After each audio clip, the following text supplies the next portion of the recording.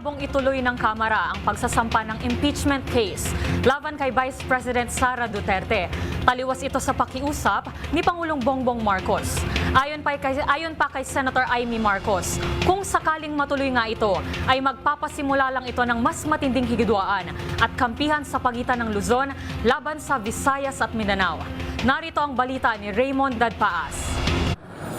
Tuloy ang paghahain ng impeachment case laban kay Vice President Sara Duterte sa Kamara de Representantes. Ito ang paniniwala ni Senador Amy Marcos na kilalang malapit na kaibigan ni VP Sara. Ayon kay Senador Amy, malinaw sa mga pahayag ng mga taga-Kamara de Representantes na itutuloy nila ang impeachment case dahil bahagi ito ng kanilang tungkulin at responsibilidad kaya't ito ay kanyang binabantayan. Ito ay sa kabila ng naunang pakiusap ni Pangulong Bongbong Marcos na huwag ituloy ang paghahain ng impeachment laban kay VP Sara. Sabi ni Senador Amy, mabilis lang na makalulusot sa Kamara de Representantes kung sakali at ituloy ang impeachment case laban sa pangalawang Pangulo dahil ito ay siyang naisin ng liderato ng Kamara de Representantes. Babala na ang senador sa oras na ito ay matuloy ay magdudulot ito ng tuluyang pagkawatak-watak ng mga Pilipino.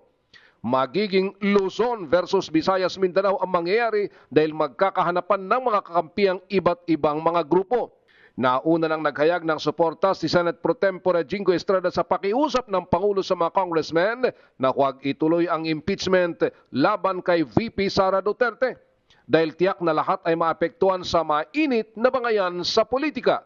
Giit ni Estrada, napakarami mga problema ng bansa ang dapat unahing pagtuunan ng pansin maliban pa at ilang araw na lang ay magpapasko na. Para sa MBC TV Network News, ito si Raymond Dadpaas, una sa Pilipinas, una sa Pilipino.